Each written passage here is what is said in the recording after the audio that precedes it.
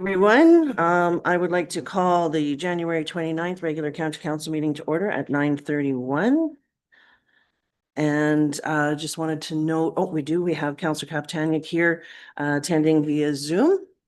And I'll start with the land acknowledgement. We acknowledge Athabasca County is located on First Nations Treaty 6 and Treaty 8 traditional territory. We respect and honor all First Nations, Métis, and Inuit peoples' connection to these lands, their history, language, and culture. And I just want to give everybody a quick reminder, please speak directly into your microphone, and please use it and speak directly into it. There's been some issues of not being able to hear. So we're at 2.1, approval of the agenda. We do have some additions. I hope everybody got a chance to have a look at some of those on the email last night. So under 5.2, and it was also handed out this morning to folks, committee of the whole motion. 5.3 is resolution CC 25540. I have 9.1, which will be the Pembina District 3 meeting call for agenda items.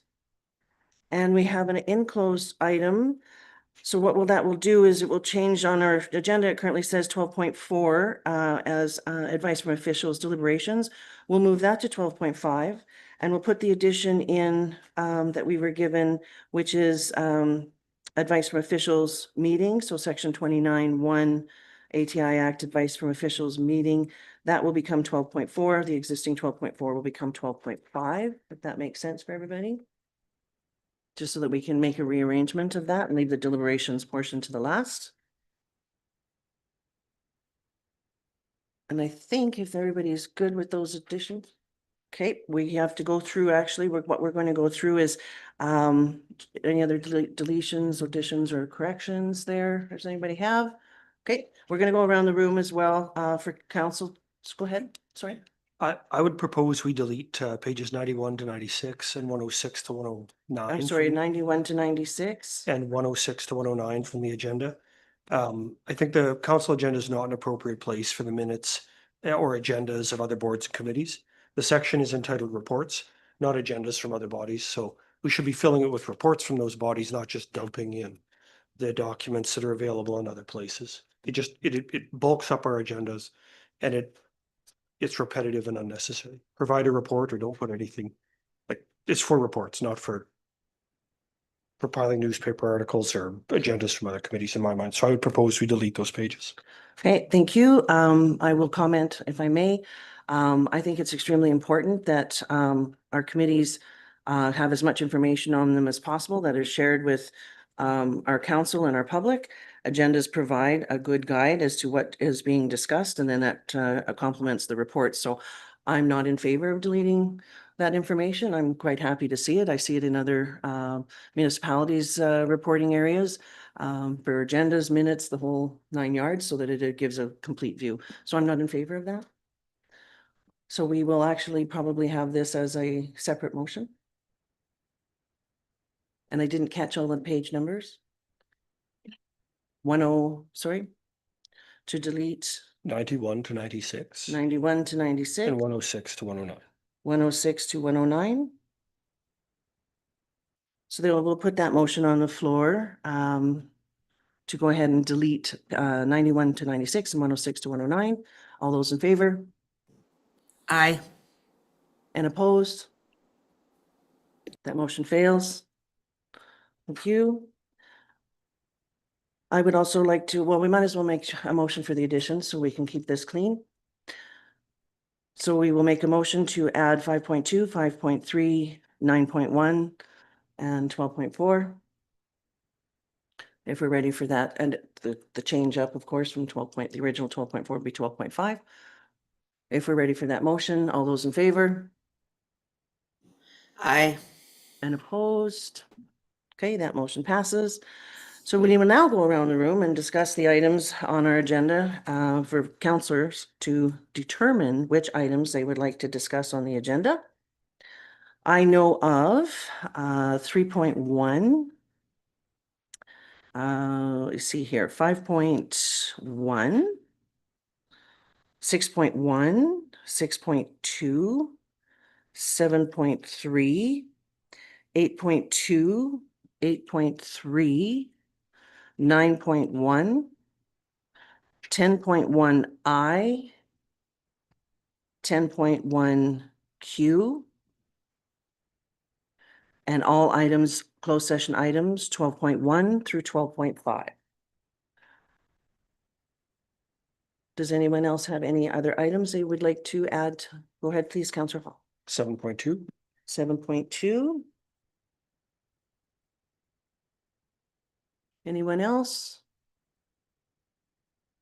Okay, I'm going to run through those items again. 2.1, 3.1, 5.1, 6.1, 6.2, 7.2, 7.3, 8.2, 8.3, 9.1, pardon me, 10.1I, 10.1Q, all closed session items, 12.1 through 12.5.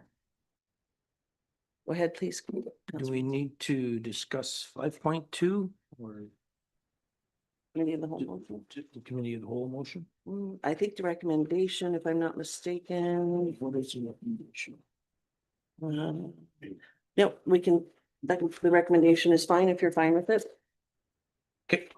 Yep. Okay, Gotcha. all right, Uh, 5.2. The add-on recommendation from the committee of the whole. Okay. You're good with it? Yeah. All right, so may I have a motion to accept the agenda as discussed? From Councillor Chisholm, would like to go forward and approve the agenda as discussed. All those in favor? Aye. Are there any opposed? 1, 8, and 1. All righty. So we will move to item 3.1, which is on page 5. I believe it is. There it is. This is to approve the minutes as presented. This was from a tabling motion. Is there any discussion on this item as we did receive a legal opinion? Go ahead, please. Just a comment really, which was more, the question was for legal, the question regarding legal advice in my memory of that was to determine whether that motion met the procedural bylaw to tag on a discussion to an unrelated item in a compound motion. The whole issue at the time, I think, is that the item did not meet the requirements of the special meeting agenda and it was slipped in violation of the clear rules in the procedural bylaw. And so it was about how we do business, not about the motion itself. But the advice from administration is clear, and so make it a recorded vote, call it a day for me. Thank you. We will make this as a recorded vote. I do not believe we had any issues with procedurally with that and in discussion. I understand that there was no procedural issues. So go ahead, please, Councillor Mintz. The motion was to restrict it from the minutes. That's what the motion was, and the minutes, we got the feedback regarding it. And you can't take stuff out of the minutes that's already been discussed, so it's just as the discussion quotes say, it's just the minutes should accurately reflect the motions, votes that were made, so that's what the motion was, so yeah, let's vote on it. All righty. So the motion here is to approve the minutes as presented. And that is for the December 16, 2025 special county council meeting. All those in favor? And opposed? Opposed. Nay. 3. So that's 6 and 3. That passes. Thank you. That was a recorded vote, though. Oh, I'm sorry. Yeah. Thank Yeah. you. I apologize.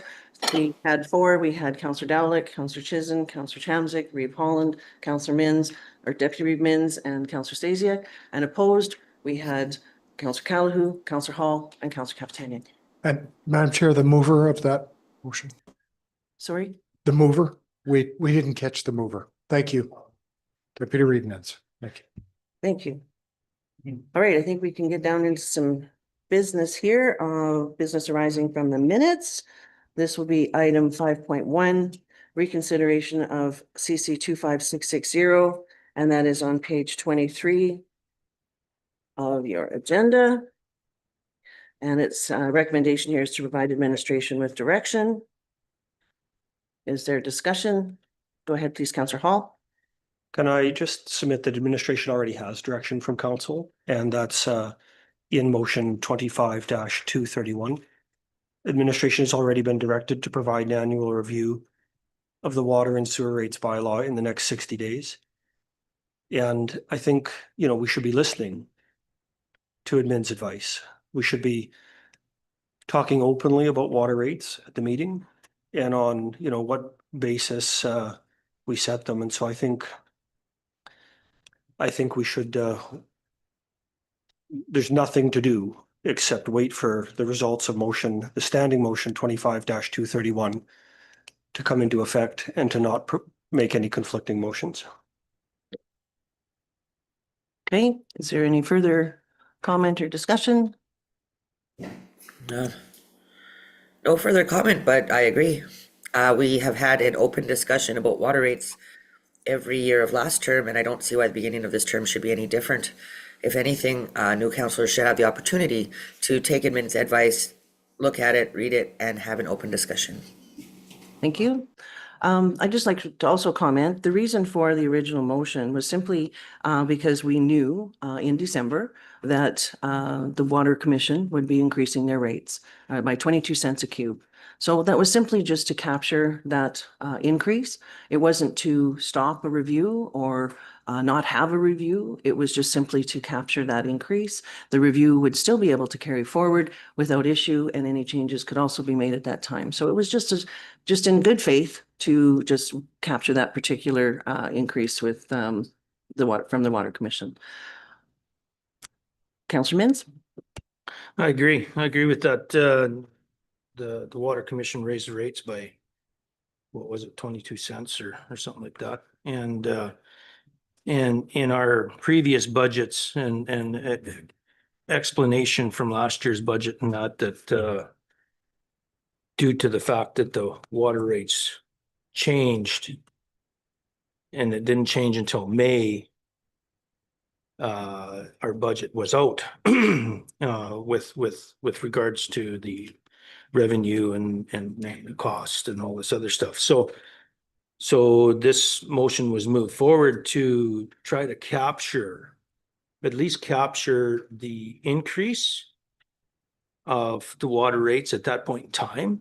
And that way, maybe we can get away from the so-called budget being out. And yeah, we can still go with the other motion to discuss water rates and utility rates at February, March. It's no one's saying that we're not going to. It's just, this is going to capture the increase from the Water Commission. So, which every other municipality that works from the Water Commission has already done. So this is just to stay ahead of it. So, Yep. thank you. Yeah. Go ahead, please, Councillor Chisholm. Through the chair. So just so I understand this, are we currently being charged the extra 22 cents? No. So when is this effective? Well, the reason being, when we have a reconsideration motion, what that does is it prevents administration from moving forward until the motion that has been asked to reconsider has been dealt with. So nothing has changed, nothing has made, we're still at $6 a cube. It will not change until the reconsideration has been handled. But you're saying we're going to get charged an extra 22 cents. Yes, When that that effective? That took place January 1. That's what January this 1. motion was trying to capture so that we could just stay ahead of it. It was not to prevent any sort of a review coming forward. It was just to capture that at that time. We would still, in February, March, whenever the administration brings forward the review, we would still have that discussion. So currently we're getting charged Yeah. $6.22 as No. of January 1st. Our commission rate was $4.13, I believe, and they raised it to $4.35. Our $6 per cube rate is to capture our expenses for our water line areas. So that's why we're a little bit different. So we pay the commission for water and then we turn around and sell it to try and capture back some of our expenses. Okay, thank you. You're welcome. Go ahead, please, Councillor Capitania. I'd just like to say that that's a perfect example of why we need to have a conversation, because that motion was slid in with another topic and none of us knew what that was talking about. So yes, you just explained it very good, but that's what conversation's about. That's the whole point. Well, and I totally agree. We had plenty of opportunity when the motion is put on the floor to have that conversation. So that's what motions are for, and that's what we when we put them on the floor, we open the floor for debate and discussion, and there's nothing wrong with that. It's quite common that we see around this table where more motions come forward through an idea of a debate. Did you have? You, I was a little confused, but I think I'm okay now. got it, understood. Okay, so in this situation, the motion is still existing in a reconsideration. What would the reconsideration motion like to be? We could easily rescind CC 25660 to clean this up as a reconsideration, if people are interested in that. We So can- moved. Go ahead, please. So moved. Okay. And then we can also create a new motion so that we give some direction to our administration when they come back with the review to try and expedite things. We had discussed, there was concern maybe of not increasing water rates, not including the extra 22 cents and leaving it at $6 a cube. There was, maybe appetite for that as well. So we can have this, we can rescind this particular motion. We can, mention to administration, we'd really like to see what it looks like to maintain it at $6 a cube. Counselor Dowling, So, Holland, sorry. yeah, part of my confusion is what is that 22 cents for? So that is a water commission rate where we purchase our water from the water commission due to their, I guess, expenses and their budget and all of those things, what's been coming back to the commission, have been forced to raise their rate. So for all three municipalities that are part of the commission, it used to be 413 that they purchased from the commission. It's now 435. So we as a county, the village of Boyle, the town of Athabasca purchase the water from the commission now at 435. Okay, but won't we get bit later on In what- for that 22 cents if we don't pay it now? Well, we subsidize our water. It's not a user pay. So we can choose to leave it at $6 and not raise our water rates at all. Mhm. Or we can, like this motion originally captured the 22 cents that we were on part at Yeah. January 1. Well, why are we gonna raise it if we don't have to, Like, I would just as soon see it at the current rate. So this is a direction that when we come with the review from administration, Yeah. or we can make that motion now and give administration that opportunity. Counselor Capitani? Did I miss something, or is there a motion on the floor by Councillor Hall to move to rescind it? Yes, and now we're having conversation. Okay, so, but that is the motion on the floor, not we make another motion. That motion to rescind is exactly as it reads, to direct admin to create an amending bylaw 008-2020, the levying water and service charges, Schedule A, So, effective February 1st, 2026, to be presented at the January 29th, 2026 meeting to include the following, and it goes forward. so then That I motion would could be assume that we rescinded. should talk about that, not all the motions you want to make in the future. Once again, we can rescind this particular motion. We are. We can vote on it. It's on the floor. This is Yes, the it is. worst meeting ever. My God. Counselor Capitanic, when we have a motion on the floor, we are able to discuss it, and that is what's happening. You're not discussing it.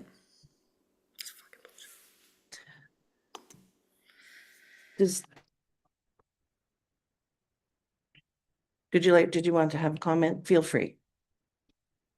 Well, I thought we were discussing it, so I'm again confused. Are we not allowed to? We are Discuss. able to discuss, Okay. yes, the motion is on the floor. However, we're still able to debate the topic. Absolutely. You could very well vote against rescinding this motion. So it's okay for us to discuss maybe like keeping it at $6? Absolutely. Are we allowed to? Like- Yes, this is what healthy debate is for at this table. Okay, thank you. Can I make a motion to keep it at $6? Absolutely, you can. We can do the rescinding motion, Mhm. and then we would follow up with a new motion. Okay, we can move forward then with that motion. Okay? Is there any other further debate? All right, so the motion on the floor currently is to rescind motion CC 25660. Counselor Hall. If I can have the final word as the mover of the motion. So the status quo is that water is at $6. So we don't need to make a motion to leave it at $6 because doing nothing leaves it at $6. I would reiterate the proposal that we have a standing motion, 25-231, which asks administration to provide us their advice at an upcoming meeting. And rather than just arbitrarily say it's $6, we're going to leave it. Why don't we, because it's already at $6. Doing nothing leaves it at $6. Why don't we actually ask administration for their advice and say, what do they think? Perhaps they can tell us ways that we can make the rate better. You know, I personally think we can do better for our residents and the family. Maybe there's ways to do it without increasing the subsidy. But at least should we, you know, I think with the benefit of administration's advice in the future, we can talk about whether the $6 where we're currently at is where we should stay or whether we should go down or up or what we should do. But I think really doing nothing leaves it at $6, and that's the proposal is then to rescind the motion so that it stays at $6, so that we can wait for administration's advice. Because I would really like to hear what they have to say on this issue before we just start picking numbers of just, you know, automatically deciding $6. I'd like to hear their opinion, hear what they have to say, and then see if there's a path forward that's, you know, maybe it's important to council, given, you know, that we subsidize all kinds of services. Maybe we want to make it a competitive advantage that we price water a little bit better in our county. Maybe we decide that we have to move it to 622 or 625 but I'll conclude by saying I think that should be discussion that we have once we've had the benefit of administration's advice. Thank you. Because there was one discrepancy in your final word, the $6 does not currently apply to Colleton. As we look on page 30, our current bylaw is 424 cubic meter for Colleton, $6. As a point of order, $6. as a point of, can I raise a point of order, Madam Chair? Pardon me? May I raise a point of order? Sure. What would your point of order be? In commenting on the motion at this point, you're departing from the procedural bylaw where the mover of the motion has the final word. It's a final word for substantive motion. And again, if there's The issues in. substantive motion is the main motion. And once again, as the chair, I will mention, to your point of order, there was a discrepancy in your final word to say that it's $6 a cube all the way across, and it is incorrect. The motion, the substantive motion that you're referring to, directs administration to bring Colleton to par with everyone else at $6 a cube. No, the substantive motion is the motion that's on the floor, and it's the one I made to rescind the motion. Correct. Once again, we can rescind that motion as we discussed on the floor.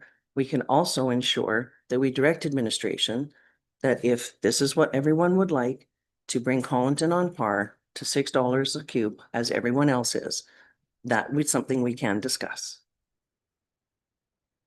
Okay, so we have the rescind motion on the floor. Yes.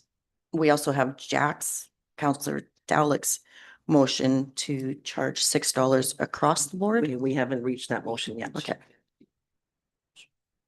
I believe that was the intent of my motion was $6 across the board. Okay. So therefore it wouldn't be the same. So we do not have to vote to rescind. You can oppose to rescind the current motion. The current motion is to rescind CC 25660. You can oppose that or you can vote for that. So the current motion, as we read on our request for decision, is to make sure that the usage fee in Colleton Grassland Wandering River is $6 a cube.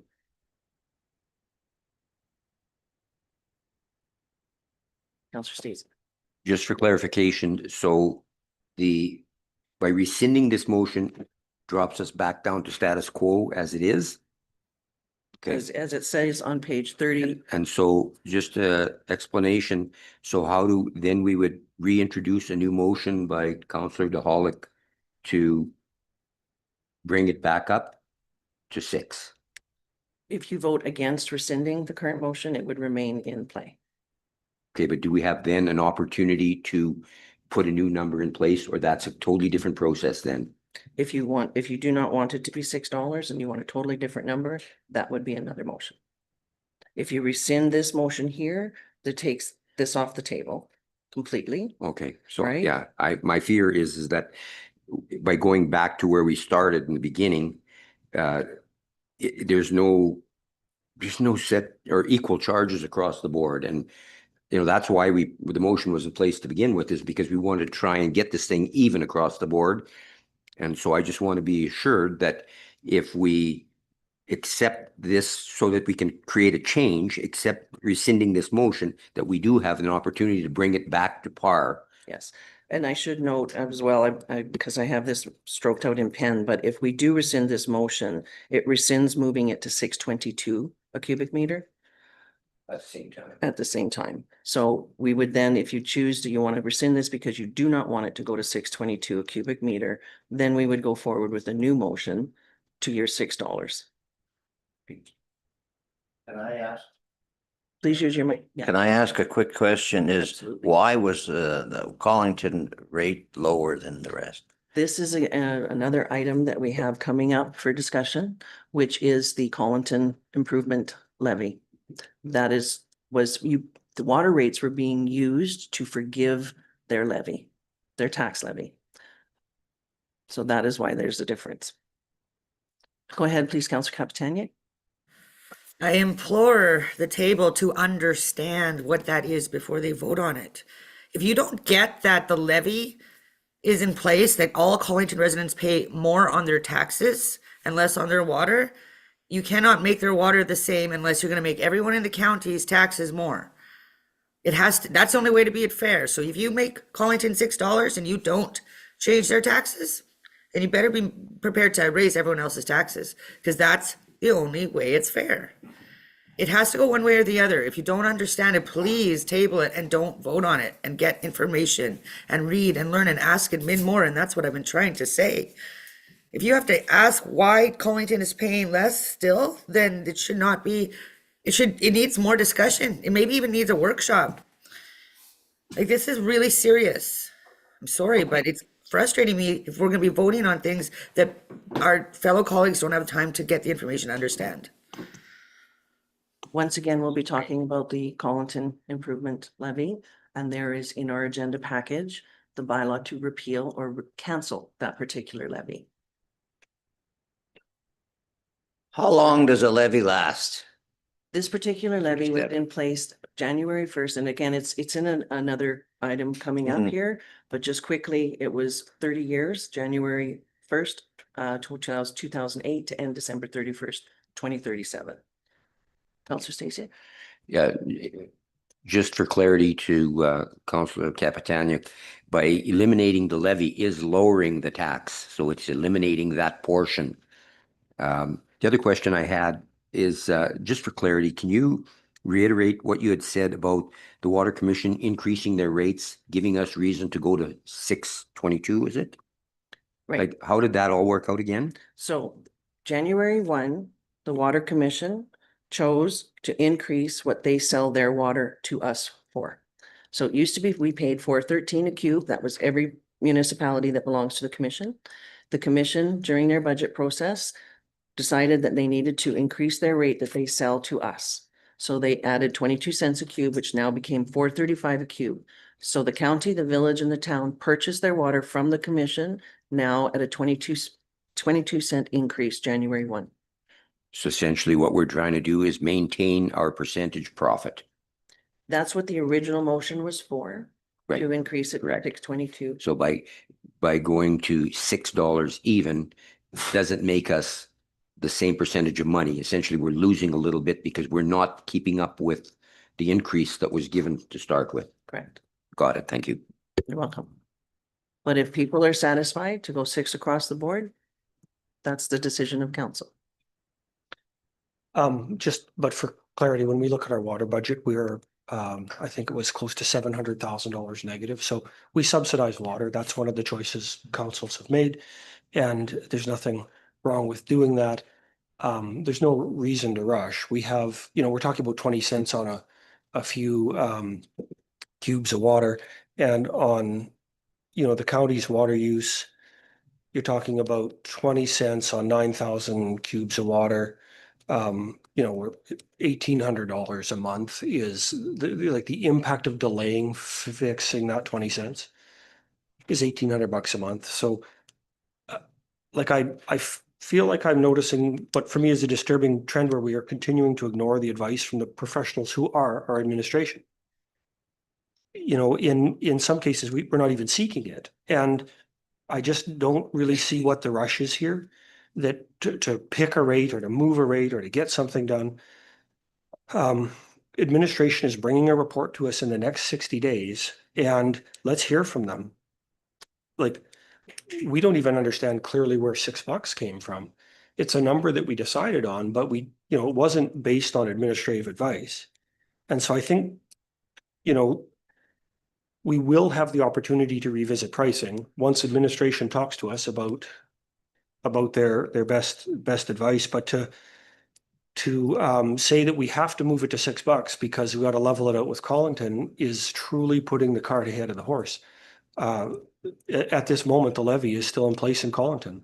There is no guarantee it will not still be in place by the end of the meeting today. There's no guarantee it will get removed because we have not voted to take it off yet. So surely before we start picking rates, it's our job as stewards of the municipality to find out the financial implications of what we're doing. So, before we pick $6 or $6.22 or just level it, the difference in cash flow is so minimal. We can afford to wait 60 days for administration to come and give us their best advice, and then we can make a decision, because maybe we'll make a decision that it needs to be $6.25. Maybe we can go to $5.95. I don't know, because I don't have their advice and we don't understand the financial implications. So to me, the solution here is really simple. We need to reverse the motion and do nothing until we hear from administration, which there is already direction for them to come with their advice through that motion 25-231. And when we get their advice, we can then consider it and then decide what direction we want to go. If we want to increase subsidies, decrease subsidies. Water is really important to people, and making it affordable matters. It's not something we should do with partial advice. One of the important things I came across in the last couple of years was this quote that said, how often when we're making decisions do we take time to ask what information is critical to the decision making that's missing right now? And today, folks, we have critical information that's missing. What's it going to cost? How are we going to put it together? And I think the answer again is vote on the reversal of the rescinding of the motion and do nothing so that admin can give us their advice. Because again, the dollars that we're talking about over 2 months are negligible. We spend more on lunch. Thank you. Councillor Chisholm and then Deputy Admins. Sorry. Councillor Chisholm? So a lot of this for myself would determine what's going to happen with another agenda item. Can we table this until that agenda item is discussed and come back to this? We have, Because rescinding this still doesn't leave our county par, which is an issue for a lot of our divisions. So that's a big concern for myself. And taking it back to the $6 par would be nice, depending what the other motion is. But to rescind this, that's not what's going to happen. So my suggestion, if we can table this to the other decision and then come back to this decision. I don't know if I'm out of line here or what, but I'm not sure what else to suggest. in a tabling motion, There is no discussion. So that will leave you hanging, if that's okay. I'm happy to table the item to after 6.1, or would you prefer, being that 6.1 is a bylaw? A recommendation is first reading.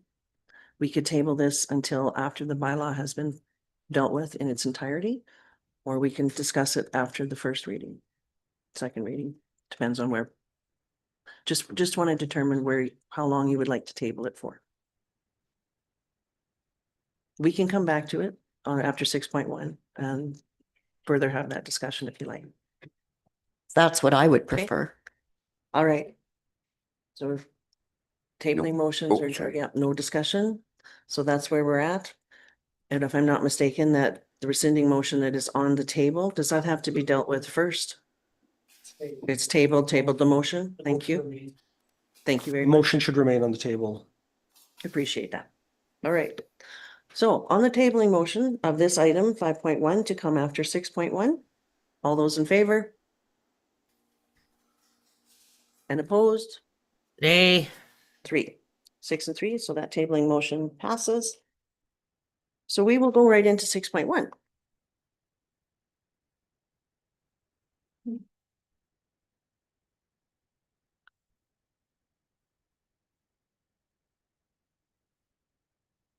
Just one moment, please. Thank you so much for joining us. I think Deputy Reedmans has a comment to make, and then we will turn it over to administration. I move the recommended motion. Okay, which is that bylaw 005/2026, option 1 be given first reading.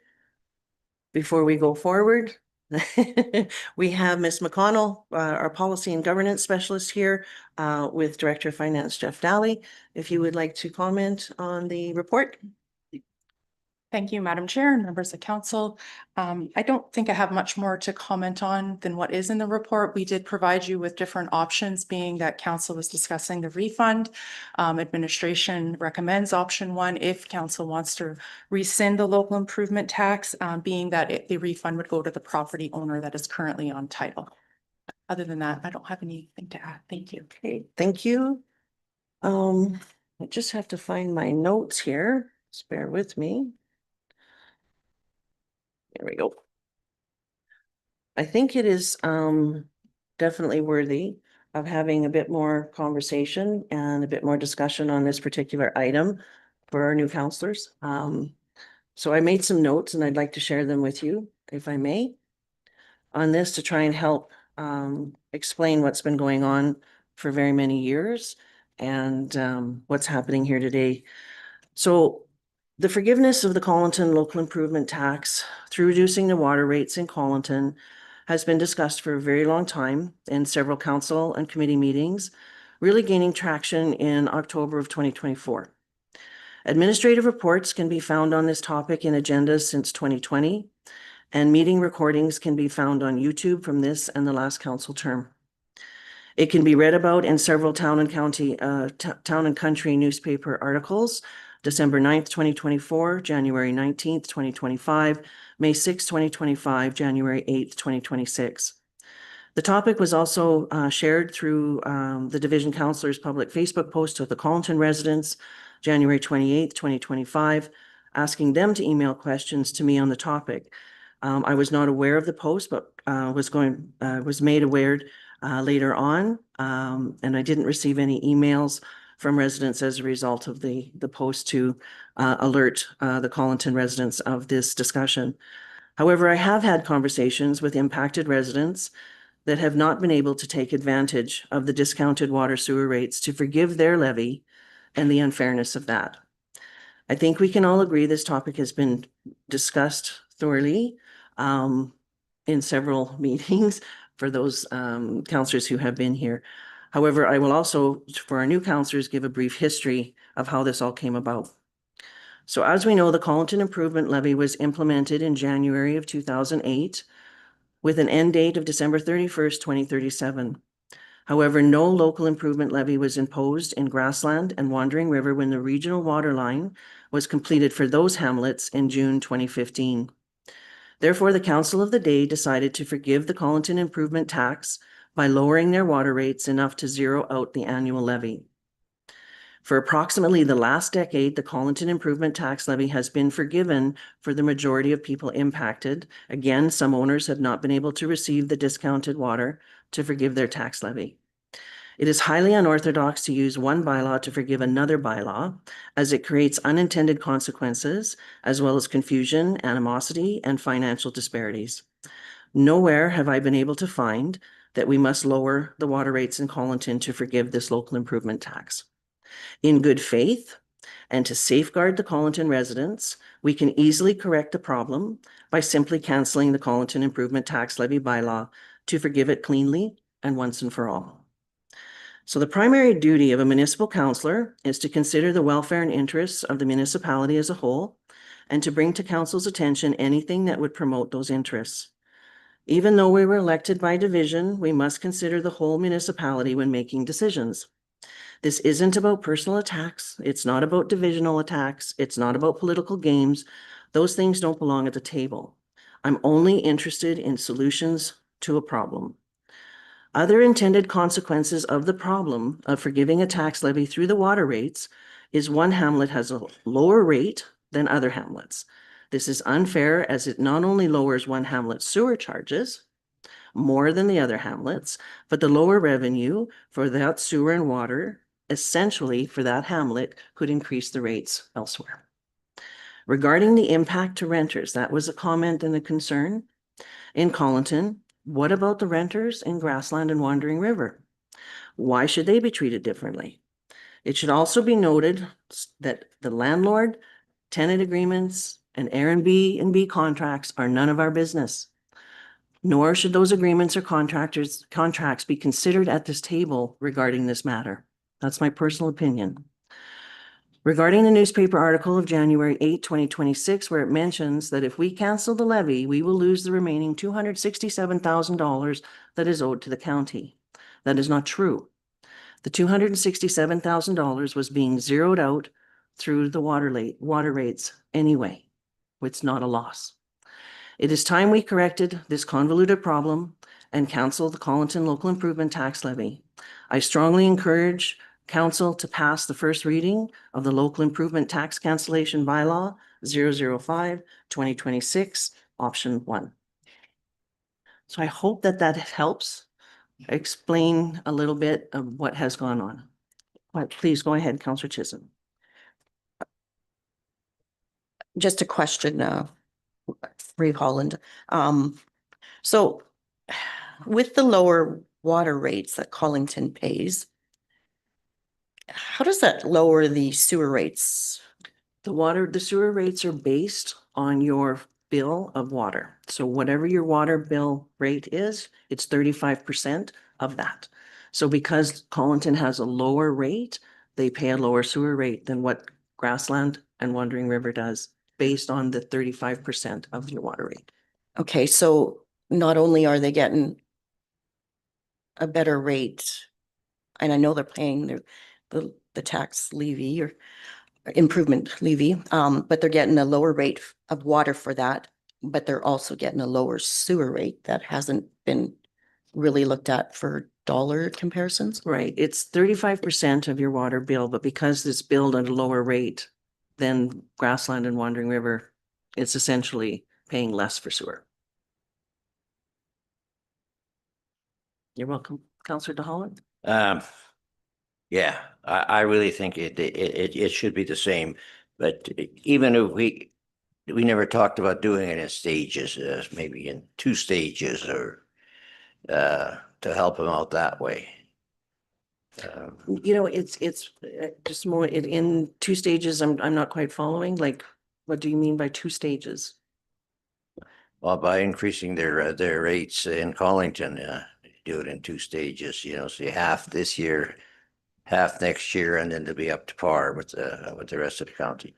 Well, if we go forward and absolutely cancel the improvement levy, that would take place immediately. So they no longer would have the $232 improvement levy on their taxes. So therefore, the water rates that we have been forgiving that would just be the same as everyone else's, and it would still remain where there is no damage to Collinton's bottom line.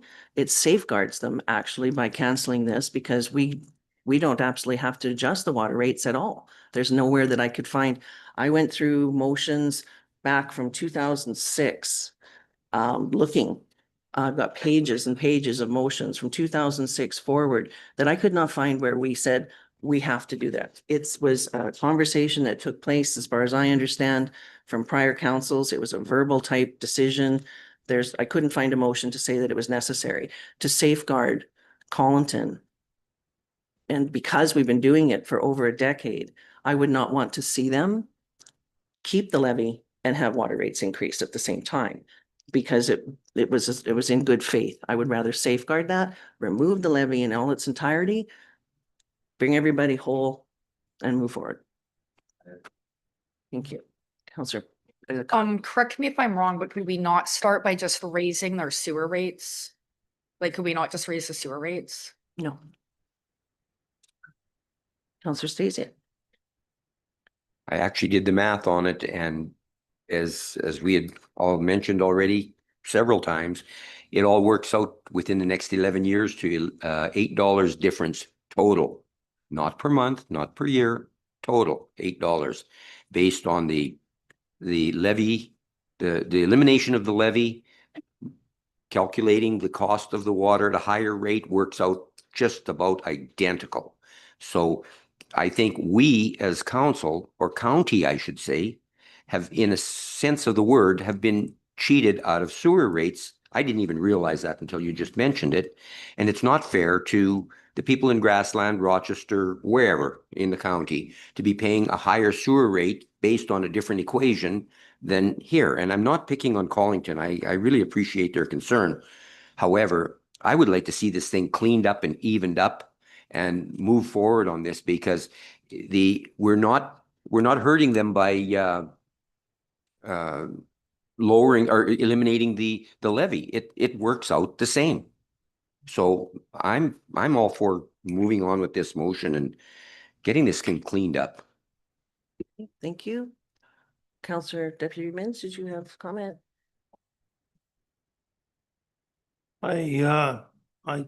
I totally agree with getting this cleaned up. That is, thank you for that, because that is one thing that when it came forward, what, 4.5 years ago, it's like it set us all back, wondering why these water rates were different for one entity, one hamlet of the county compared to the other two where you have utility bylaws, where they pay for water and sewer and so that's why we figured it out as council. We figured it out. Yeah, well, it was just forgiven through the water rates, and it's if we're going to forgive a tax levy, well, then let's forgive it.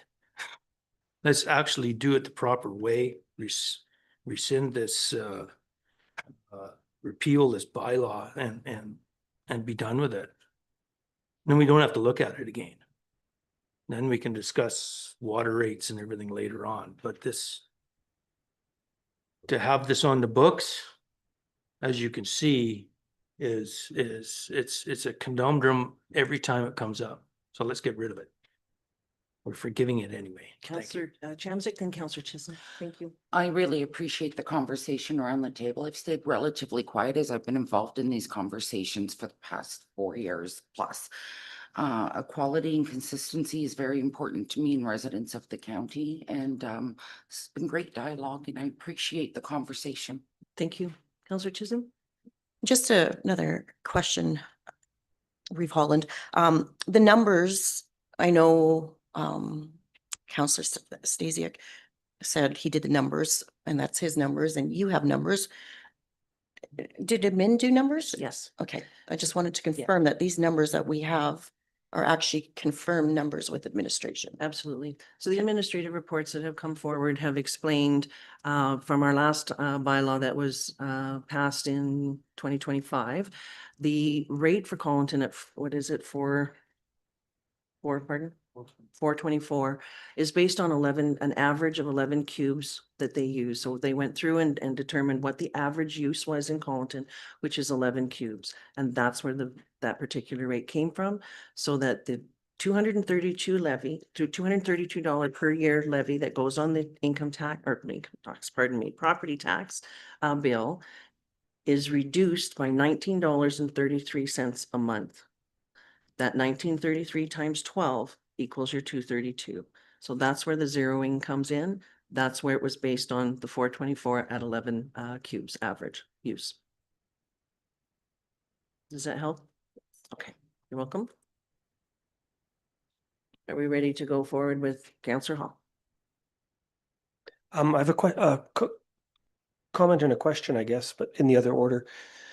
First, though, for reference, just for clarity, Rochester pays sewer rates on a different formula than everybody else do. So we can't say that, you know, there's not more than one formula. There are different formulas. Rochester gets a special one on their own. And can we And just, now the question is for the CAO, There. and that is how many phone calls have you had on this in your tenure at the county on this issue from residents?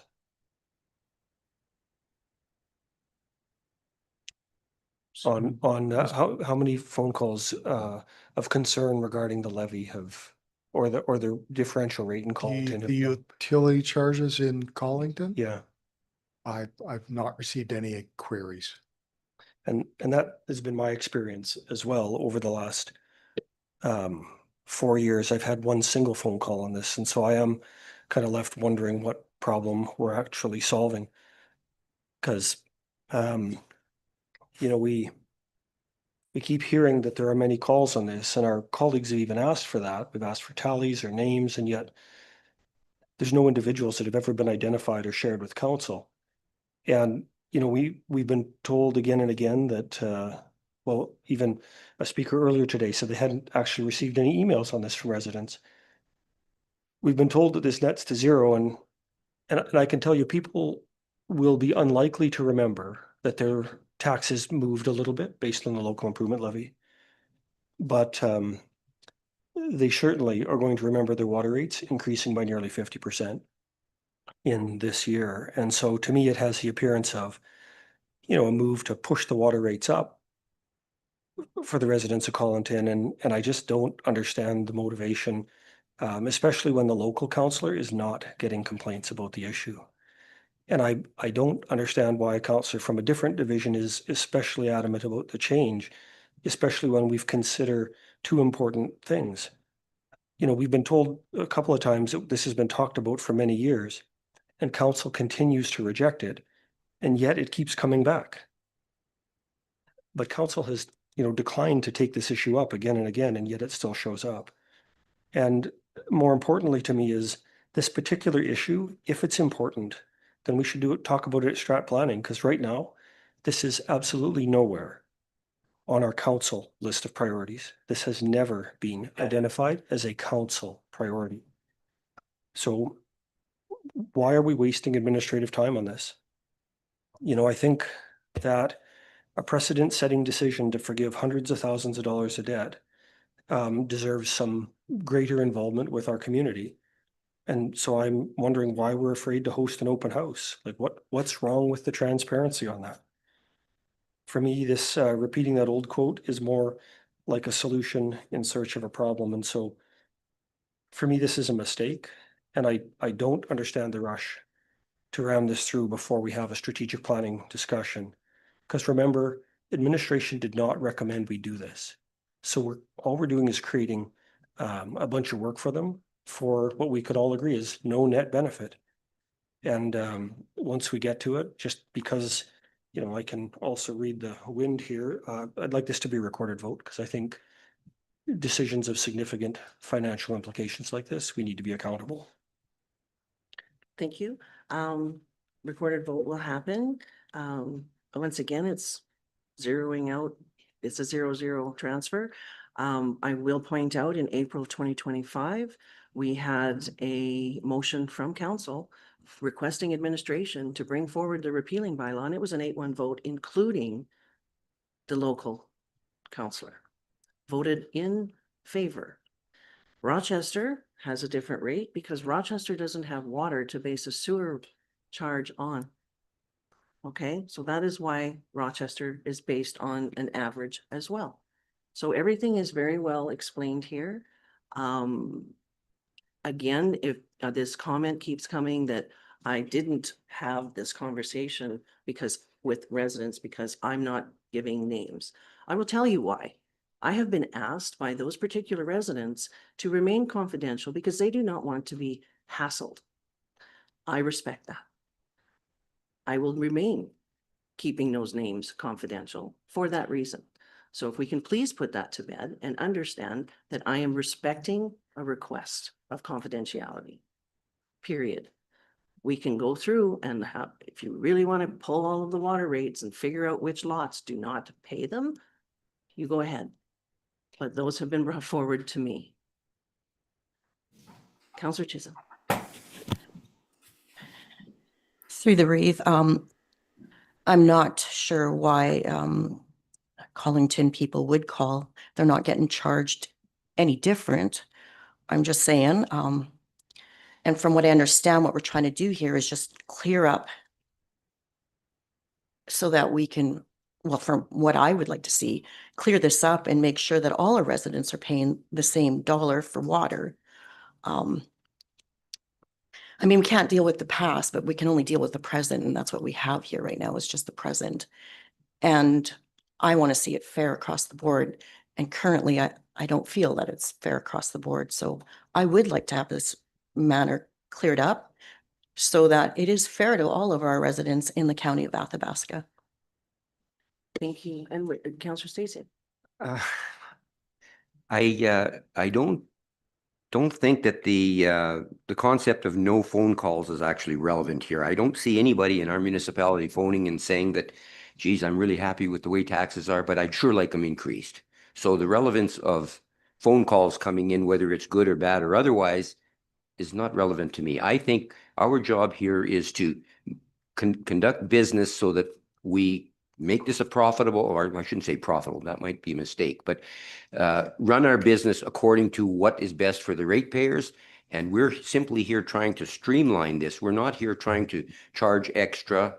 And yeah, for the last 20 some years, I guess, or 20 years it would be, Collington's been getting a subsidized sewer rate. And we never said anything about that. And I think it is time that we equalize this thing now and make it, we're not, I want to be very clear that we are not picking on anybody. We are trying to streamline the process here. Simple as that. Thank you. And just to confirm, it is a safeguard in play to cancel this levy because again, there's nowhere that says we need to give them a better rate in water to forgive it. So if by repealing this, they are safeguarded for the rest of their forgiveness, it's done. Another council could come in here and say, we're not doing it. And then where do they sit? We can get rid of it and safeguard Collington. I think it's important. Yes, Reeve Holland, I totally agree. We wouldn't be here next year. We wouldn't be here the year after and 2-3 times during the year discussing this if we made it all equal. It's a done deal. Let's just be consistent with it throughout the county. Easy. Thank you. I think at this point, are we ready to go forward with the recommendation? Deputy Reeve Minns would like to move forward that bylaw 005/2026, option 1, be given first reading. If we're ready for the vote, recorded vote as well. All those in favor? Councillor DeHollick, Councillor Chisholm, Councillor Chamzik, Reeve Holland, Deputy Reeve Minns, Councillor Stasiak. Opposed? Nay. Councillor Calahoo, Councillor Hall, and Councillor Kapitaniak. First reading goes forward. Please go ahead. I'd like to make a motion to move to second reading Okay, of option 1. of option 1. Is there any conversation or discussion? Councillor Hall.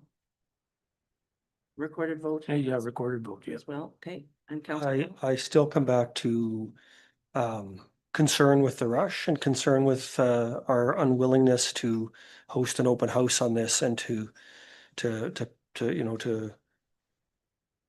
rush it at this rate. We, people here campaigned on transparency, and you think that it would be reasonable to have that conversation with the public, especially given, the questions around, phone calls are relevant when in a group of 9, you would expect the general concern to come to more than just one person. And so I'd like to hear from the folks that are impacted by this directly. And I think we're making a mistake by pushing forward at this speed without taking the time to show them the respect of having the transparency of an open house. Thank you. Deputy Reedmans? I don't understand having an open house. I remember a comment that was made here, I think a couple meetings ago, of every time we come up with a motion before we can pass it or come up with a bylaw, are we going to have an open house? We have to be able to, and I'm pretty sure council has sat here and listened to, we have to make a decision, and this postponing the decision, and we keep postponing the decision is not the way of good governance. So we have open houses. It's called council meetings. And so far, from all of our council meetings and our discussion on this, I have not received anything that says I'm against this or anything like that, even though it was projected that we possibly would be thrown under the bus to receive a whole bunch of phone calls and at all hours of the night and everything. So to have an open house on a forgiving bylaw to forgive actual taxes, I don't even, who's going to come out and disagree with it? To say, no, please drop my taxes. Or no, don't drop my taxes. So you know what? Open houses, you have an open house when you have a good, when it makes sense. We've had open houses. It's called council meetings, and I disagree with that statement. Let's just move on with the second reading, please. Okay, thank you. We have Councillor Chamzik, Councillor Chisholm, Councillor Stacey. I very much agree. And remember, the Collington levy doesn't just in fact affect Collington. It's also Grassland and Wandering River. And their voices are also very much needed and concerned when it comes to open houses and whatnot. But I very much agree with you, Mr. Mins. Councillor Chisholm? Through the Reeve, open house, to me, an open house is if there's an impact on our residents, then we would have an open house, and I could be wrong in that, but there is no impact financially on the ratepayers. But again, if we have an open house, I mean, I'd love to have the rest of the county of Athabasca come in and talk about how we should be par with everybody else as well. So, but I do disagree with the open house. I just don't think there's a big enough impact on residents at this time, other than the not being fair across the board. Thank you. Councillor Stacey? Thank you. My concern is that we heard a comment from the CAO that he has no phone calls. So does that suggest that nobody in Collington knows about this? Or does it suggest that they're not concerned? So as the councillor of that area, Councillor Kapitaniuk, have you mentioned to anybody? Has anybody commented to you, or are they totally unaware of this? Go ahead. Is that a question through the chair? Through the chair. That would be proper. I have spoken to many of my residents over the last 3 years, and not one of them had any, number one, real idea what this was. And I've had to explain what we've been talking about over and over and over. So all they are getting is me explaining, and then me also being careful to not explain something improperly. And I've asked for an open house so that administration could explain this one time properly, not coming from me, not my opinion, not as was earlier, numbers I may have created or didn't create, but having admin be the be all end all, telling them this is how it was created, this is what's gone on. When you look at the property that's had multiple turnovers, do you think they have any idea what that is? The open house was not for opinions or for people to make a decision. It was to educate them on the decision you're ideally going to make against my will anyway. So If I've asked for that over the last 4 years and it's been denied, I keep saying, what are we hiding? All I've asked for was for an educational open house, not a discussion, not to ask the community their opinion. It was if you're going to make this decision, please go and tell my community in one certain terms what it is you're doing. Are you And done? yet I've just been denied that. We've not had one open house in all of last term. You act like it's this big expensive thing or it's going to take all this time. Like one, not one. Okay, well, with all due respect, your preconceived opinion that we've already made our decision is incorrect. I'm more than willing to listen to you. I was hoping to get your opinion January 8th meeting or whatever it was. It didn't happen.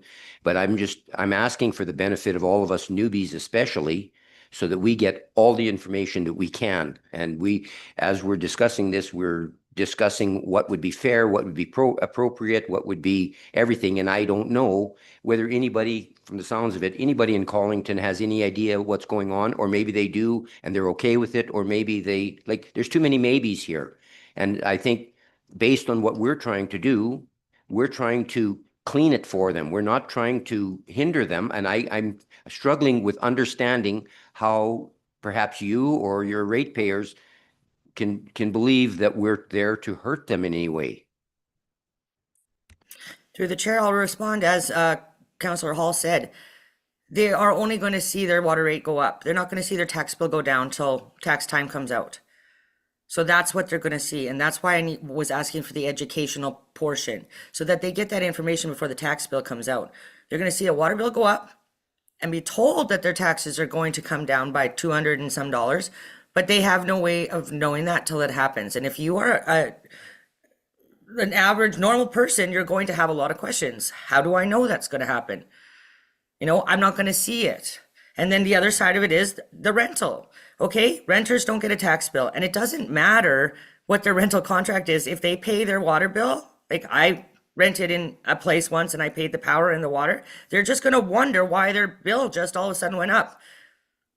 Of course, I've been educating them and trying to tell them this is likely what's going to happen and why. But to hear it from the county as a whole, as we speak about, like through admin, was the piece of the puzzle that I needed to help not only myself as a counselor, but you all, because they're just like, they're going to look at us like we just raised their water bill without any explanation.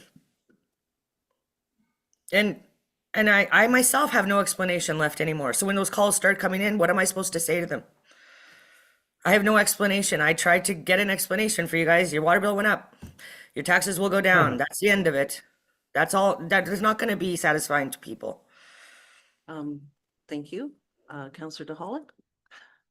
Yeah, open houses. I've never agreed with open houses. The only thing they're good for is the donuts. We've got 9 councillors here representing every area in the county. My gosh, the problems in Wonder River, I'd have open houses every week. If I can't explain to them what's happening, they can always call administration and get the proper information. No, I would just like to see this cleaned up and not ever talk about this 2-3 times a year. Let's just move on. Thank you. And I'll just reiterate how much information is out there. Yeah. It's huge. And the division counselor has made it very clear in their community page what is going on. Full description of from 1, 2, 3, 4, several points of what this is. And again, the Collington residents that have contacted me are more concerned with the fact that they've never been able to see the discount. So they've been paying it full out. So that's the problem. The rest of them to have no impact. And again, I'm sorry, but landlord and tenant agreements and Airbnb agreements, that has nothing to do with this. It's not our conversation to have. So I think if everybody's done, we are moving on to second reading of, that's Deputy Reed Mins would like to move to second reading. May I have a recorded vote, please? Yeah, thank you. It's a recorded vote. Counselor Hall, do you have comment? So I get that we want to solve problems, and I think part of clarifying my opposition here is I'm concerned about the way we're going about doing business. This has come forward as a priority of one or two people again and again, but it's not it hasn't been identified as our collective priority, and so we're going to set our administration off on a task that has been identified or not been identified rather as a priority of our council. But while it may have importance to deal with eventually and at some point, we've not had the conversation if this is the most important thing for them to deal with right now. And so, once again, we've heard this comment before, we've seen it in emails. I'll make that my new number one priority. We're making a new number one priority today. We should have a list of the number one priority of the week on the calendar. I don't know. But we have to find a way to do business where we collectively agree on the most important things to do and then set out working toward them. Not just this continual, whoever can get something on the agenda and wrangle the votes to make it happen. Counselor DeHolly? Well, Counselor- this topic has been brought up again and again and again, term after term. A decision couldn't be made. So we've had lots of time to discuss this and come up with recommendations. We've come up with one. We're going to vote on one. Let's just do it. Thank you. Counselor Chisholm? Through the Reeve, I already think this is an admin burden, so without us making a decision, this just keeps coming back for us to spend a lot of time and emotion on. So moving forward, I guess this is a number one new priority. Let's vote on it. Thank you. And again, it was a collective decision in April of 8-1 vote. So I think that was pretty clear. And so was first reading at 6-3. We're moving to second reading. Second reading to the bylaw 005-2026, option 1, be given second reading. If we're ready for the vote, all those in favor, it's recorded. Counselor DeHollick, Counselor Chisholm, Counselor Chamzik, Reeve Holland, Deputy Reeve Minns, and Counselor Stasiak. And opposed? Nay. Counselor Callahoo, Counselor Hall, and Counselor Kapitaniak. Thank you. 6-3. I'm pretty sure we're not going to get a unanimous vote to carry forward to third reading. So I think we will stop there for today, and this will come forward at our next meeting for third reading. You need unanimous consent of all counselors present to move to third reading. No, just in the same session, just in the same session. Okay. So I think we're going to take a break at this point. Thank you all for being here. We are going to, that clock always gets me, so I'm going to try and get this thing live 10:43. Can we please take a 10-minute break and arrive back at 10:54? Thank you.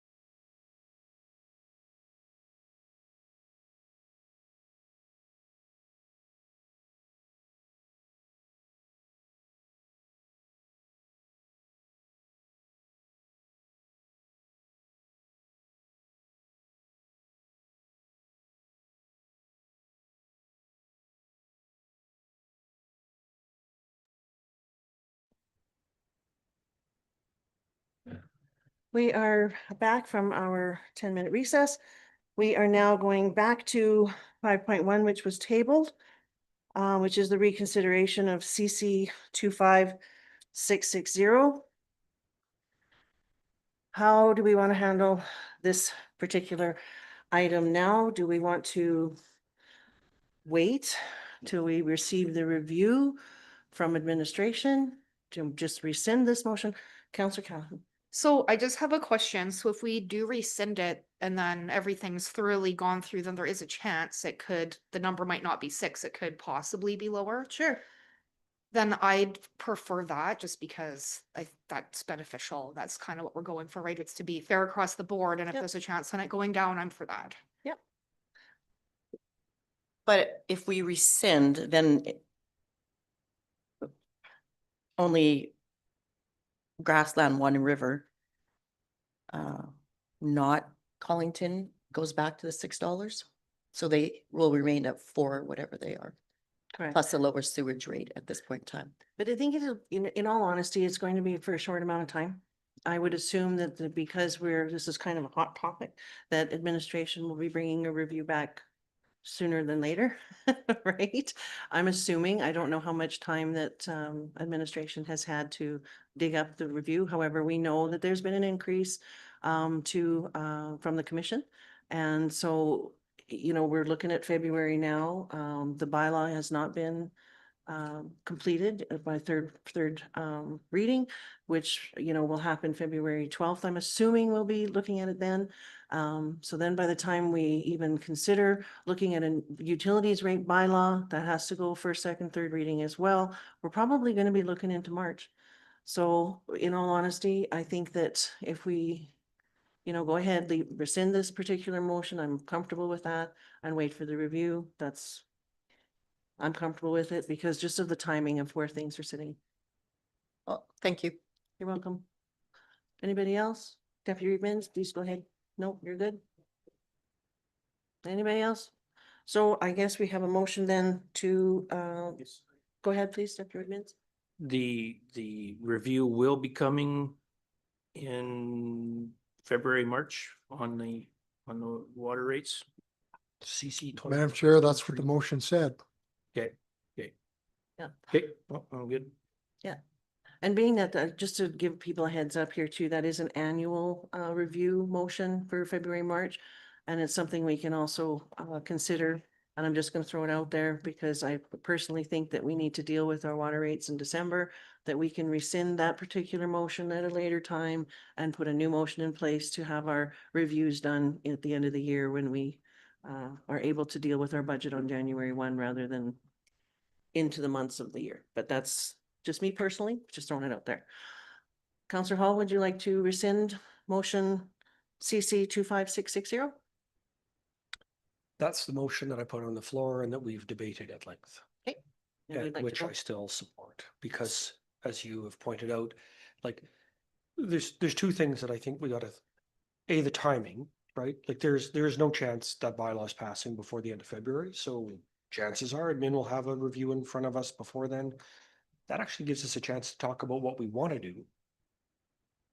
And the water commission rate, it can move around, but we pick our rate and we choose to subsidize water. So it's, I think the discussion to think about in the future is about to what extent do we want to use that as a tool for some, making life affordable for families and for economic development and all those important things. And I'm looking forward to what admin has to tell us. Okay, thank you. Is there any further discussion? Motion on the floor from Counselor Hall is to rescind motion CC or resolution CC 25660. If we're ready for the vote, all those in favor? Aye. Are there any opposed? Thank you. That's 9-0. All righty. Moving right along. We are at 6.2 of our agenda package, which is on page 39. Bear with me, I flipped the page too quickly.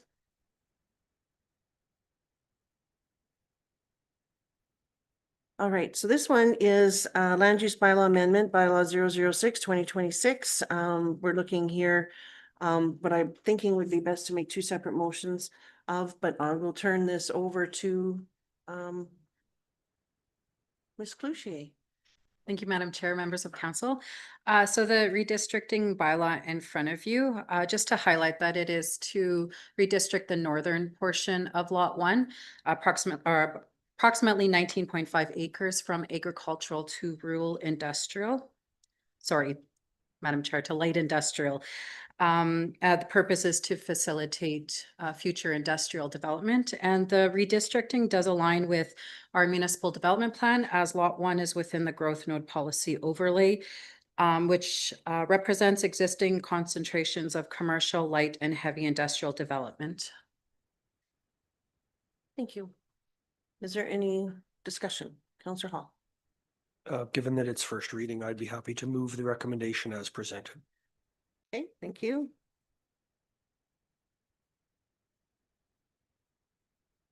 Is there any further conversation on this one? So go ahead, Councillor Stacey. Just for clarity, on my diagram, it shows a yellow outline. Is that the parcel in question, or the light dark line that goes right to the southern boundary? Is that included in this? When it says the southern boundary, I'm assuming it says southern boundary of Lot 1. So is that already subdivided? Why is there a dark line or a line on the diagram? Madam Chair, on page 42, I believe we're talking about. Yeah. So the area highlighted in yellow is the 19.5 acres that will be rezoned. Lot 1 goes all the way down to that boundary where the southeast 24 is. So we're not subdividing this lot. It'll remain as one lot. We're just redistricting the northern portion to light industrial. And the area outlined in yellow is the area to be redistricted to industrial. So is there a water course or something? It looked like dark lines on the aerial photo of it, but I'm just curious how it ended up being in such a jagged line like that. Yeah, Madam Chair, members of council. So on the west boundary, that it follows a natural water course. Okay, got it. Thanks. Awesome. Everybody good? I don't see anybody, any other questions or concerns? All right, so we'll do the first reading and then we'll do the motion for the advertising of the public hearing.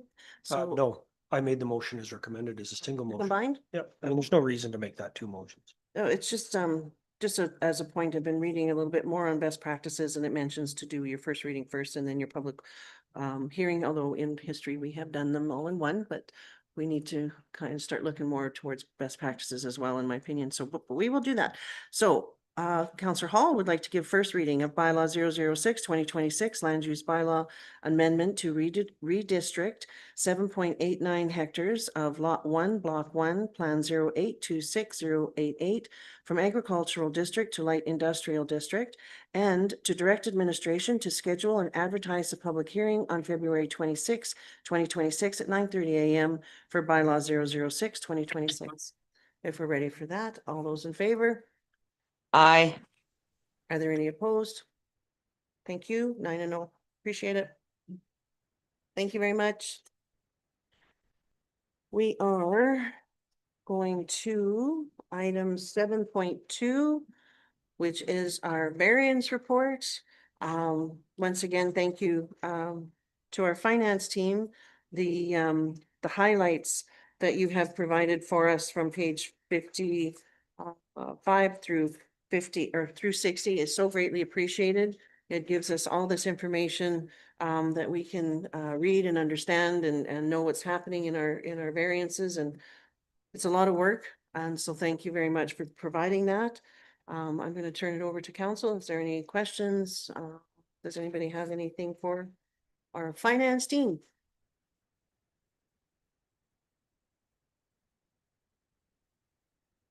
Go ahead, please, I Councilor. added it to the agenda because I did have questions. First one, there's a number of places where the comment about utilities being lower than budgeted, but with the cancellation of the consumer carbon tax, I am shocked that the savings aren't greater given the scale of our utility bills. Is there something else that explains why that savings is so small? Madam Chair, Councillor, there's nothing that we're aware of, just as far as we know, it's just the carbon tax, but I mean, we'd have to investigate further if there's like just less usage or whatever, but I wouldn't make a motion for that. So.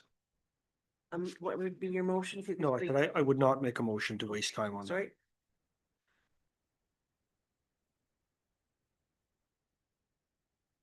So through the chair to admin, now that we have a variance report and can see where we've been significantly under budget in the past, and obviously with some good explanations, some places where we're significantly potentially over budget.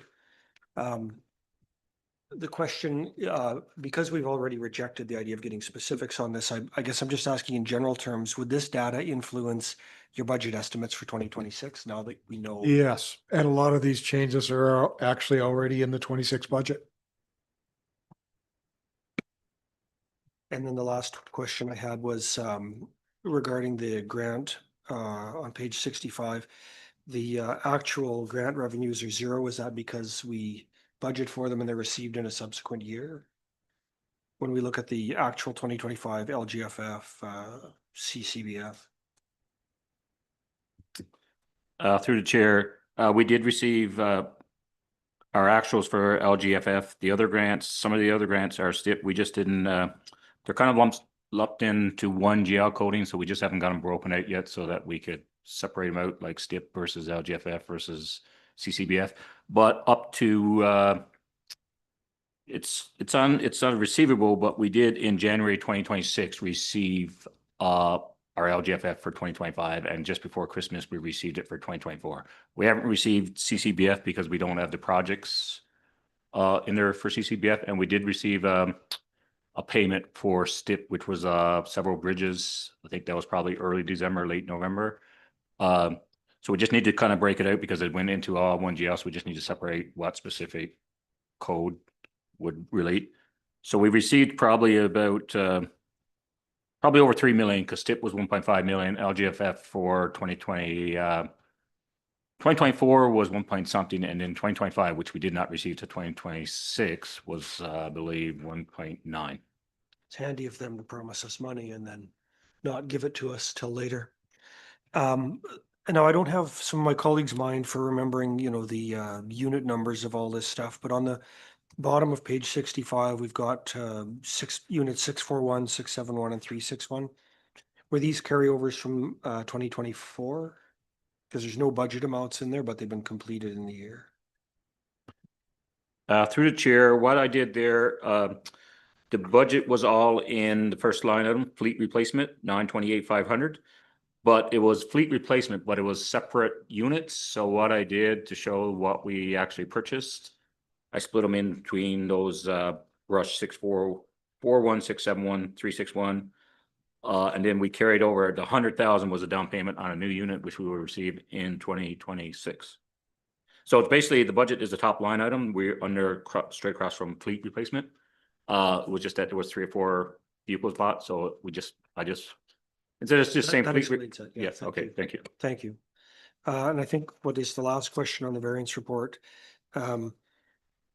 When I went through it and you deduct out, you know, money for the Alpac Bridge, there looks to be about $2.7 million, give or take, unused and or unspent or undone.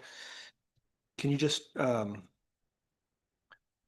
how come we didn't, do we know why we haven't got through that? If we're planning on projects, is it capacity related or some other reason we have $2.7 million worth of capital projects that didn't happen? Through the chair, for capital projects, not sure if you can, when we did the capital budget, we did move forward, we did carry forward the Alpac Bridge, 1.9 million. We carried forward two large trucks. I think they're worth around 600,000 each for public works. So that's 1.2 plus 1.9. So that's 2.1 million. I don't have the 26 capital in front of me, but any projects that we didn't use other than a couple of small ones, they were carried forward to 2026 budget when we approved the capital budget for 2026. Thank you. Thank you. And just for clarity's sake, I'm assuming quite a few year-end adjustments that yet have to be made, right? So our forecasted amount is not quite our year-to-date final. It's we will see adjustments coming forward through our year-to-date.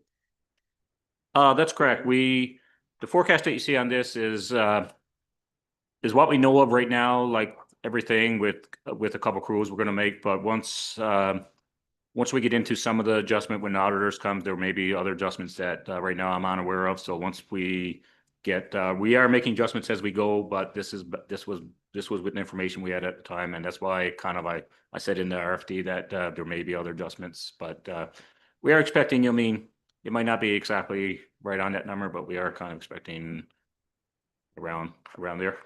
Okay, awesome. Thank you very much. Does anybody else have any questions or comments that they'd like to make? I see we've lost Council Kaptaniak. Yeah, okay. Anybody else? All right, is anybody like to make the motion? Councillor Chamzik would like to make the motion to receive the December 31st, 2025 summary operating and capital financial variance report and investment summary as information. We're ready for the vote. All those in favor? Are there any opposed? That's 8-0. Thank you again for the hard work that you're doing out there. I really appreciate it. And I'm loving these reports. They're well done. Thank you so much.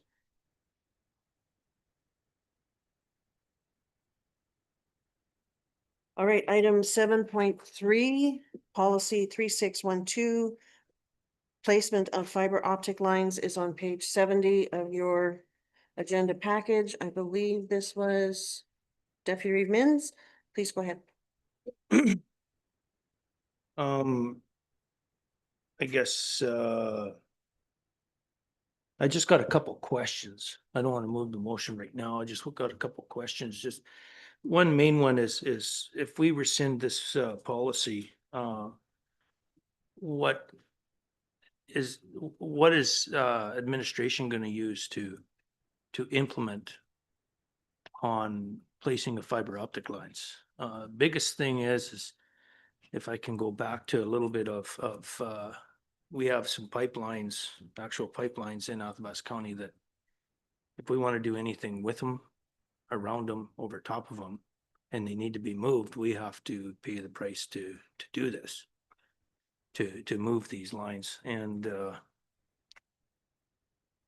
like, is that going to be looked at to make sure that we don't have to, if we, I don't want to say allow, because they can put them where they want, right? But is there going to be some backup to make sure that if we have to do something around these fiber optic lines, if one needs to be moved or something like that, they all have to move them? Through the chair. Great question.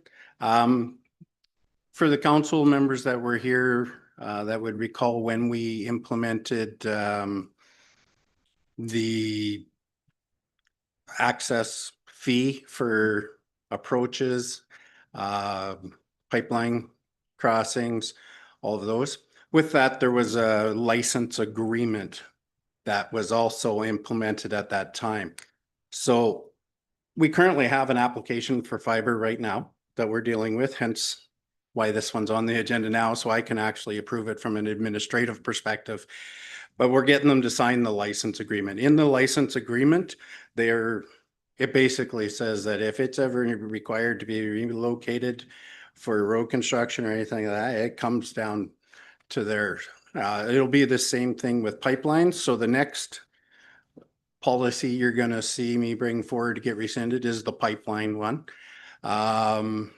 Currently, we have administrative procedures in place and the license agreement to deal with who's accountable for what. Currently,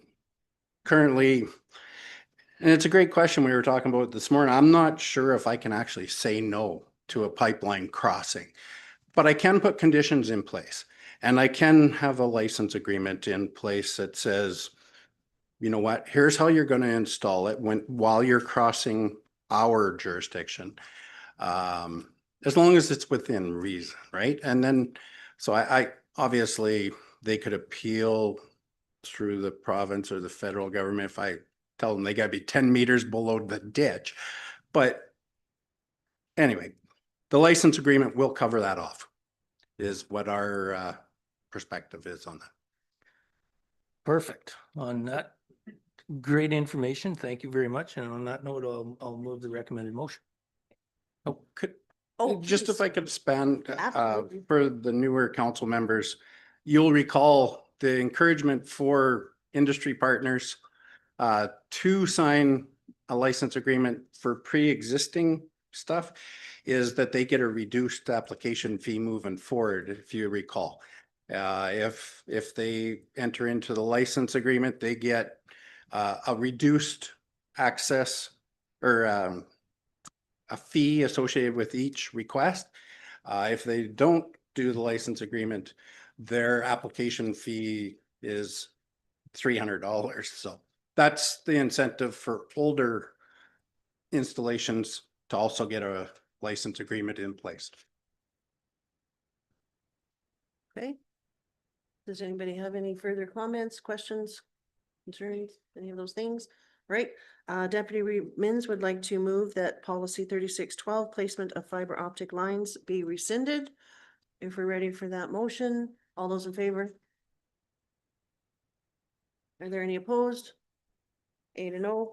Thank you very much. Thank you very much. All right, we are at 8.2, our community events calendar. Page 84 of your agenda package. I have, I have one, and then I will turn it right over to you if that's okay. What day have we got? February 3rd. There is, and this is annual monthly, on the first Tuesday. It's called Coffee with a Cop. And that is this one is at 10 a.m. and it's at the Alice B. Donahue Library. Both Staff Sergeant Mark Hall from our Athabasca Detachment and Mayor Belay will be there doing Coffee with the Cop, and it's for the public to come, and I think it's a really cool thing that they're doing. Councillor Chamzik. On the 17th of February is a Prospeda Community League Shrove Tuesday. On the 19th is Grassland Volunteer Appreciation Supper hosted by Grassland Ag Society. Doors open at 5. On the 20th of February is our Grassland Soup for Seniors. It starts at noon. And then in March, the Atmore Crib Tournament on the 14th. And then March 20th will be the Grassland Egg Fair at the Grassland Hall from 10 to 3. The crib tournament, the doors open at 9, 10 o'clock is the game. I can send this to administration if that's easier too. Yeah. Fantastic. That's awesome. Do you have one? Yeah, please go ahead, Councillor Callahan. I just have one. So Family Day, February 16th at 2 p.m. There's bingo at the Richmond Park Hall. Yeah, cool. That's awesome. And I'll just put a plug out there. Oh, Councillor Chisholm, do you have one? I do. Just to let everybody know that the Boyles Ladies Bonspiel is this weekend, Okay. January 30, I don't even know. what- January 30th. 31st and February 1st. Okay. Which it's just the 2 days. We only had 12 teams, so we're, no, sorry, it would be 31st and the 1st. yes. Okay. Yeah. Also on February 12th, the Boyle Chamber meeting at 6 o'clock. Okay. Also, February 1st, Boyle's 4-H speak-offs are February 1st, and then February 26th is regional speak-off for 4-H. Do you have What- times by any chance? sir? I don't offhand. And the regional, I don't think is hosted.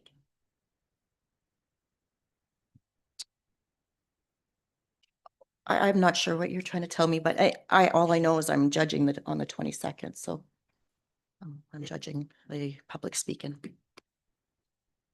Okay, so that, I'm sorry, that was 4-H speak off February 1 and 4-H speak off, I'm sorry, Regional 4-H. regional? Yes. And that was the 22nd. Second. Okay, I wrote that on the 26th, sorry. Awesome, so that's on both on Sundays. Okay. Anybody else? This is also a little plug again for the Athabasca Regional Tourism website, that all these events can also be uploaded there on the website. So, you know, feel free if you get a chance to do that, because it's bringing traffic there is really cool. Go ahead, please, Councillor Chisholm. I'm sorry, it's the 21st for, not the 22nd. 21st for the regional Yeah. 4-H speak off. Yes, Okay, sorry Thank you. about that. no worries. Awesome. All right, I think if we've got all that under control, do we have a motion to receive the calendars as amended? Go ahead, Councillor Callahan would like to receive the event calendars as recommended. All those in favor? Are there any opposed? 8 and 0. Thank you. We will move to 8.3, which is our meeting calendar. I have a few. I think I sent these already to admin, so it was a little bit easier for Ms. Plord. Did you see the email on those? Okay, cool. So I will just read these out from what I have on mine and then turn it over to everyone else. February 4th is the RMA webinar number 2 for resolutions, and that's from 2 to 3:30. That is also on an email that we've all received, and the links are there to register. February 9th is Pembina Zone in Edmonton at 10 a.m. February 18th is another RMA webinar. It's number 3. It's current advocacy priorities. It's between 2 and 3:30 as well. Sorry, that is February 18. Go ahead. That coincides with the Lac-La-Biche Yes, it does. meeting, so We how's might that not be work? able to attend. That's correct. Okay, all right, Yep. got it. Yep. I wasn't sure if everyone was going to be attending, so it's there, right? And it's for awareness as well. RMA, February 19, community transportation meeting at 1:30 p.m. February 27th, we know we have our fire services gala, but there's also the Buffalo Lake Partnership Luncheon from 11:30 until 2. March 4th is another RMA webinar number 4, and that's on canoe procurement and RMA insurance between 2 and 3:30. And those are what I have, and Councillor Chapman would like to go. February 23rd, County Library at 6 p.m. And then March 18th to the 20th is Waste Management Cares Conference as well. And where is that one? I'm sorry. Brooks, Alberta. Okay. Awesome. Councillor Chisholm? February 5th at 10:30 is the Regional Healthcare and Attraction Committee and Retention. Okay. And the time, 10? 10:30. 10:30? Okay. Councillor Hall? So there'll be a Greater North meeting at 9:30 on February 2nd. And I would like to propose we move the March 17th Committee of the Whole meeting to March 19th. March 17th to March 19th? Yeah, it's the RMA week, so it just moves it to the Thursday instead of the Tuesday, and that keeps one meeting a week for Okay. us. So on March 16th through the 18th, because of the RMA Spring Convention, the request is to move the Committee of the Whole meeting to the 19th. However, that's the Alberta Care Recycling Conference in Brooks that I think that we have a few members attending. Would it be beneficial maybe to do the same thing that we're doing this week, although it's hectic, moving the Committee of the Whole to the 24th? Or the 20th, yeah, just because of the other conference that's happening. 24th. Yep.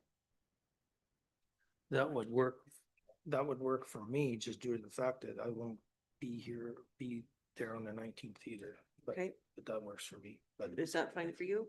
It's a council decision. I think sometime we should talk about how many people need to be away before we start moving meetings, because we can't, obviously, if 3 people are away and the chair, it's a pretty good reason to move a meeting.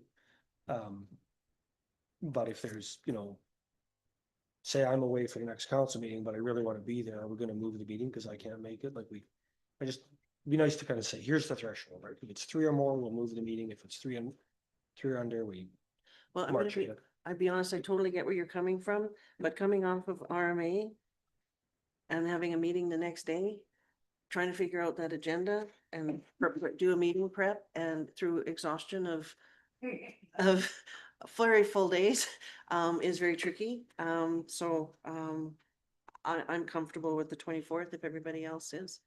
Okay, so committee of the whole, does that work for administration? Yeah, the 24th gives them a little bit of extra time too. Well, yeah. Okay, is there any other changes, any other adds? I move that we receive them Receive the Yes. calendars? amended. Or we can keep going. All right, so receive the, Counselor Hall would like to receive the meeting calendars as discussed or as amended. As we're seeing them, all those in favor? Any opposed? 8-0. Thank you. Quick question. Yes, go ahead, please. I had strategic plan on this, the 5th and 6th. Was there any more information about that, like time or place? I'm not sure if the, sorry, Counselor Stasiak was asking if the strategic planning March 5th and 6th had any further details as far as times and location. No. No. I think we talked about that the other day. We're still trying to figure out location. Sure, got it, thanks. Okay. Awesome, thank you. Just making sure I'm staying in where I'm at here. Hang on. There we go. Okay, so we are on now to, I believe it is 9.1, which is our Pembina Zone District 3 meeting. We had an email come out on January 26th, I believe it was. And because of our Pembina Zone meeting is on February 9th, there was a request for any type of agenda items to be given from this particular, all the members, of course. So I'm not sure we have any, but it's there on the table for us to discuss just in case somebody would like to bring something forward to Pembina Zone. And if not, we will just move on.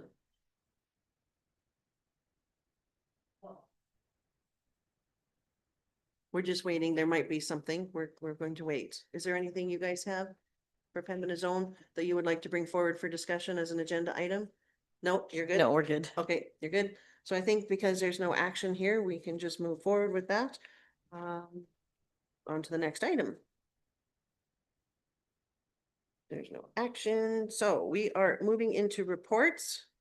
10.1I, the Athabasca Regional Multiplex Society Board on page 100, and I believe Deputy Vince, yeah.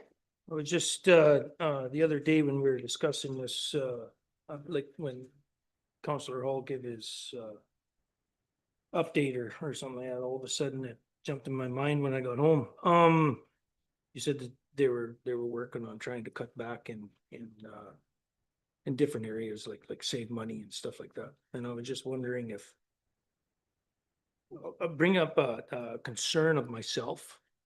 It's a beautiful building, beautiful spot, well used and everything like that. But the parking lot, is that where they're saving money? Like the safety in the parking lot to me is just completely. I don't think we'll actually see the asphalt until July. Because I don't know what happened there. It's we have people coming in there from Kitscotty, from Hinton, from all over Alberta, and my Lord, it's funny that there's no lawsuits yet for somebody falling down. But it was just a concern I wanted to bring up to because as I go in there, I get confronted by people in there saying, what's going on? You know, like, Madam Chair, if we could scrape up some of the salt in our parking lot, it would probably address it That over salt that gets applied out here would Yeah. probably do the rest of the town. the entire town. It's eaten through my boots in the last 3 months. So obviously that's an operational concern, and I'll take it back and pass it on to the manager. I think that's not wildly different than lots of other areas in town, and but it's a problem for all of us. I've been there in days where if I'd had the car, I would have probably been stuck because of it bottoming out. But it's been that kind of winter, and I think the snow contractors in town, while they're there, obviously moving snow, it's so busy that it looks to me like it's packing down like hard and fast before they get there. And I know they're doing their best, but I think we can all acknowledge that it's been a challenging year. And it's funny to see how it was going because I was thinking the exact same thing about the surplus the salt out here, but Okay, thank you. That's awesome, thank you. The slips and falls have been a lot. I can attest to that. All right, if we can go on now to item, Community Transportation Report 10.1Q, which is on page 102 of your agenda package. Was there questions there or comments?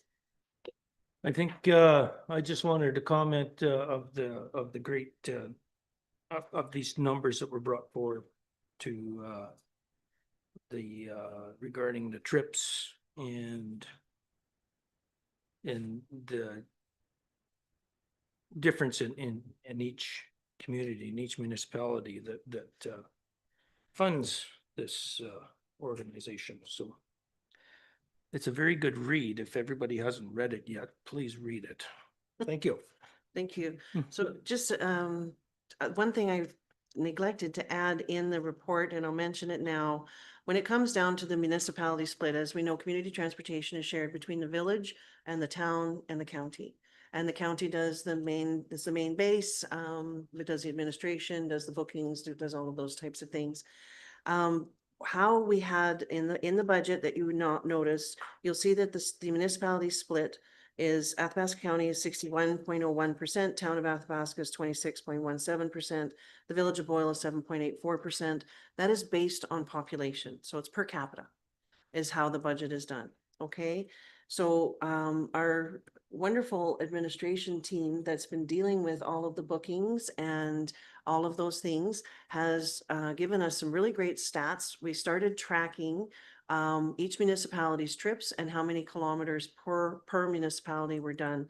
And I so appreciate that information because it really gives a different look as per capita compared to what actual usage is per kilometer per municipality. And it's been fantastic. So they give us those stats on every committee of the whole meeting report.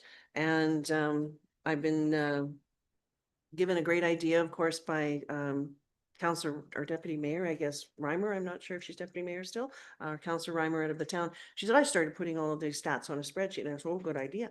You know, and then you're able to really have a good look at it. So I also started doing that in a spreadsheet, and it was a really neat exercise. So we will continue keeping an eye on what those look like. December's reports came out as well. And it does show a different picture from per capita to actual kilometers traveled per municipality. So thank you for bringing that up. We'll have more conversation, I'm sure, on February 9th at our community transportation meeting.